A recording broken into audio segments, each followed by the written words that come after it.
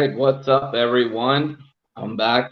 This is episode 3, and I know the first 2 episodes I said that I don't have a name for this podcast yet, and actually I still don't. But that's not going to keep me from doing more interviews. And today I have Teresa Johnson here with me. Teresa, how are you?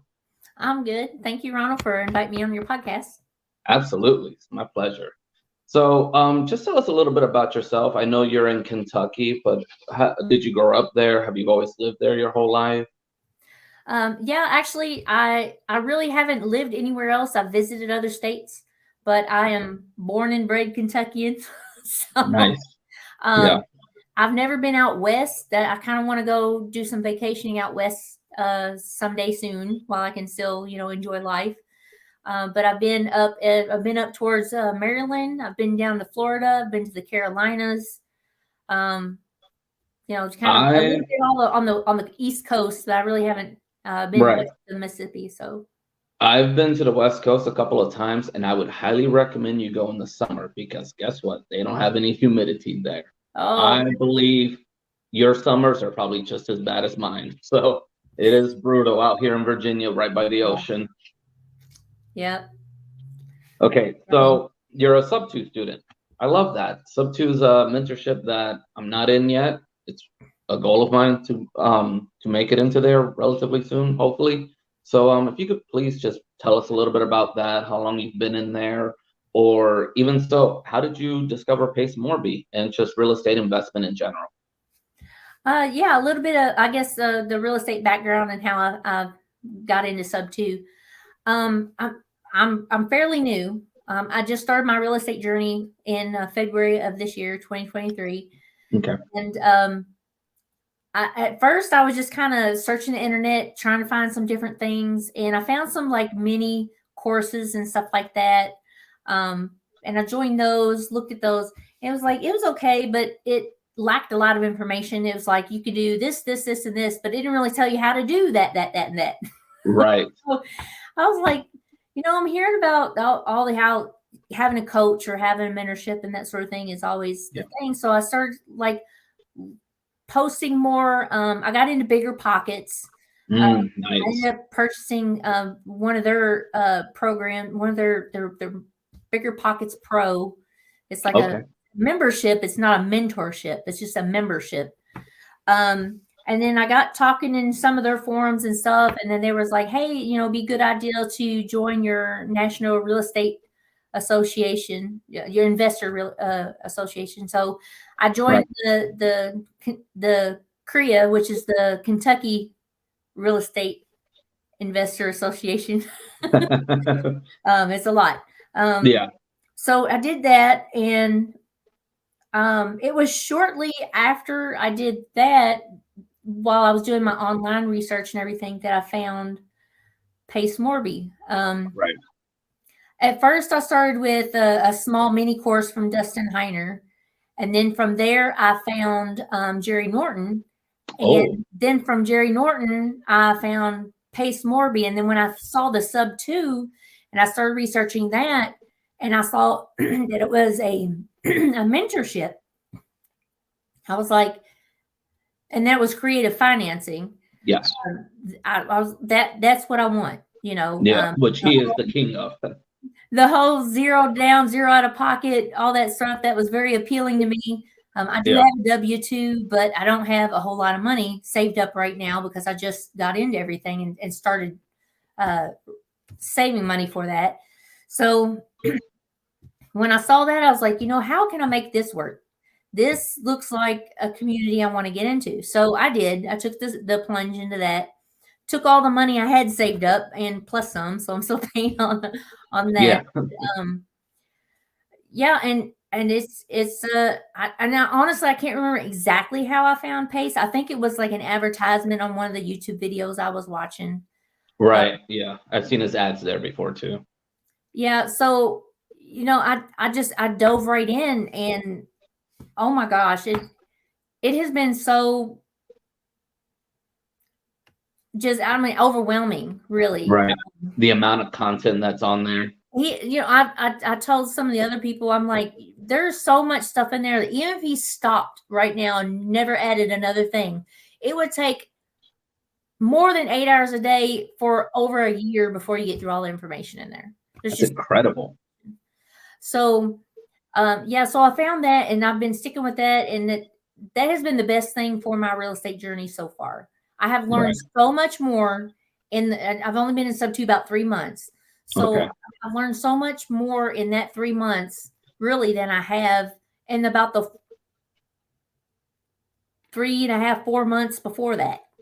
Doing my own research. This is before I found his YouTube channel. If I'd have found the YouTube channel and watched all the free stuff, I'd probably know a bit more then. But it's just amazing how much that he shares. He shares so much, and he shares a lot of free information on this YouTube channel. It's amazing. The ultimate go-giver. Yeah, definitely a go-giver. So trust me, I've been down that rabbit hole on YouTube on Pace's channel.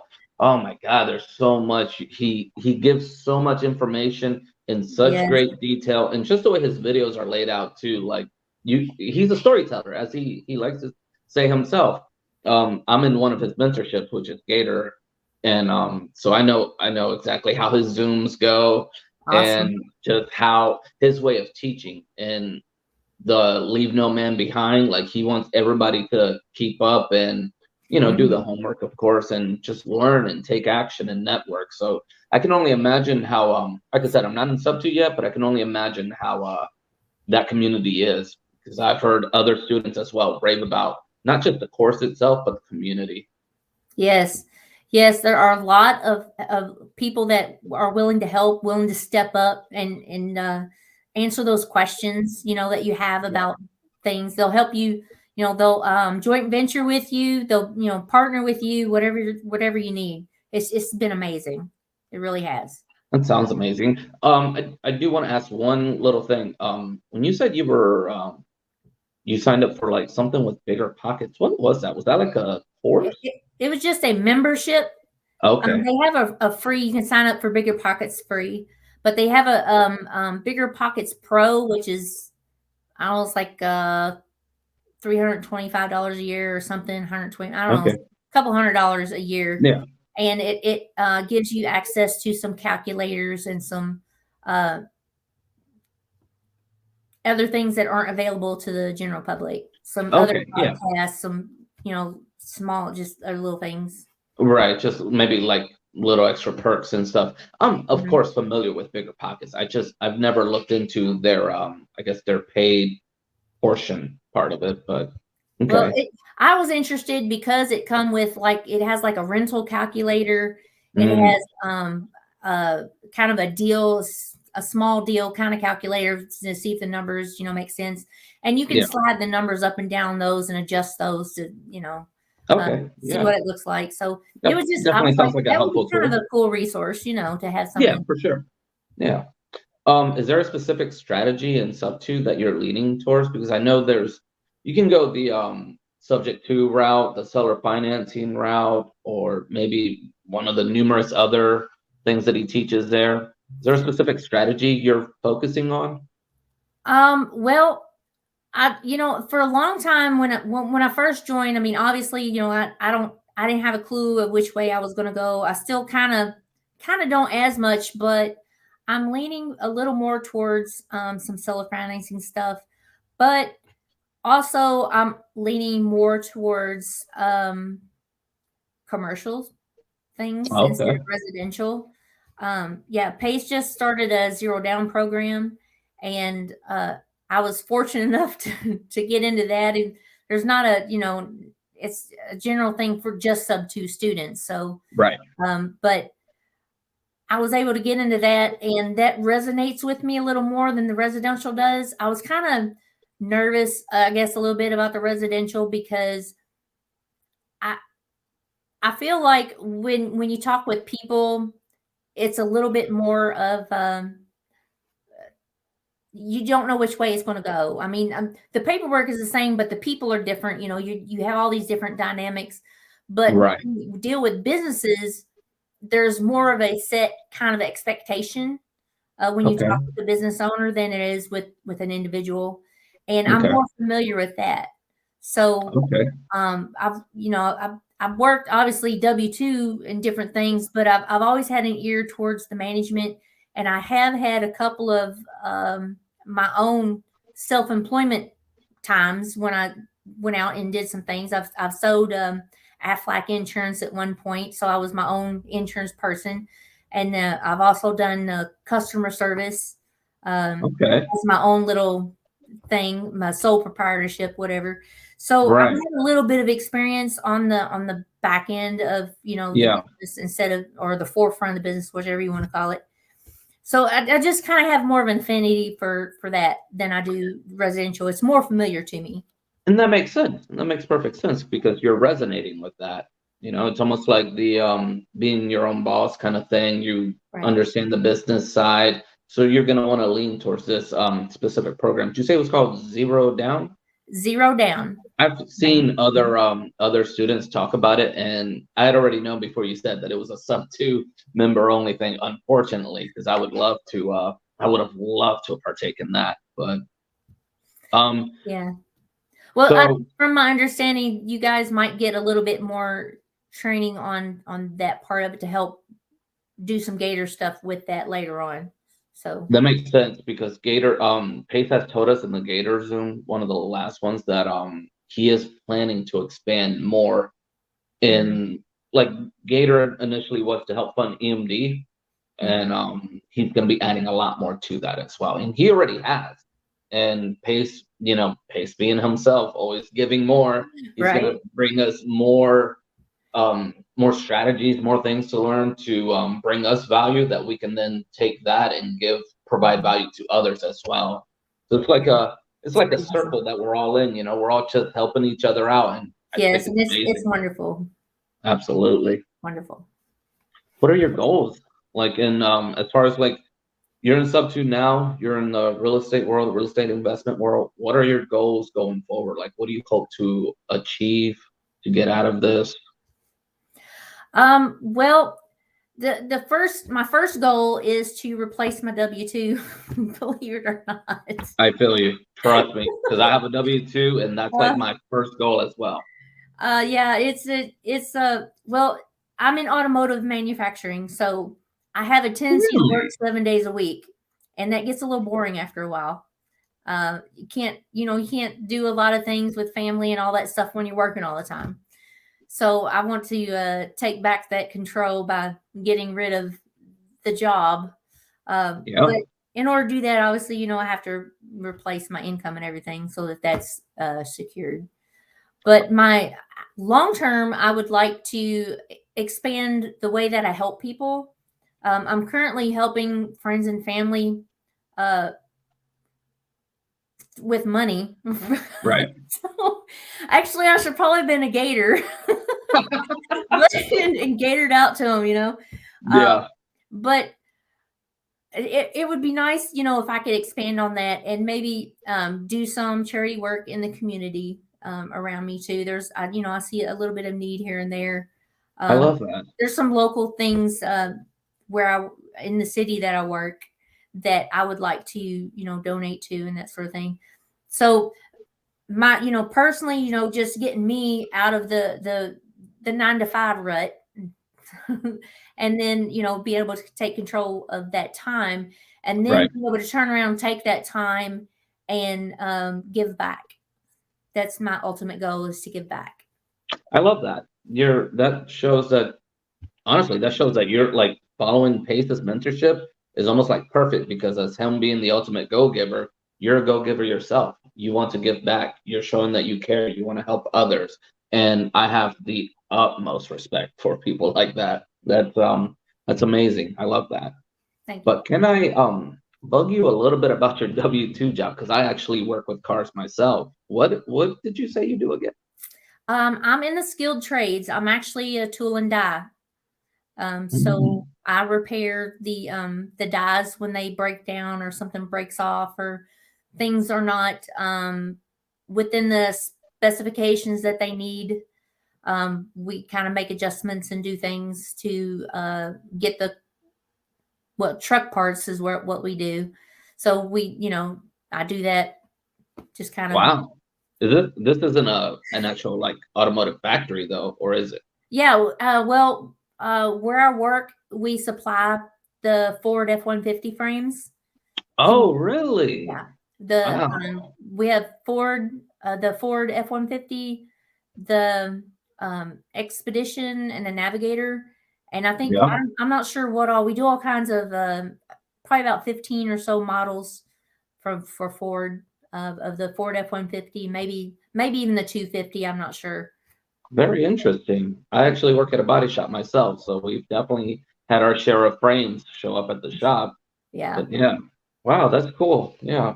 I mean, not as cool as, getting in real estate and being your own boss, but Well, no, you know, yeah, but yeah, it is, it's a lot of physical work, and which right. I'm fine with. I can do, but I'm getting older. I just turned 49 this year.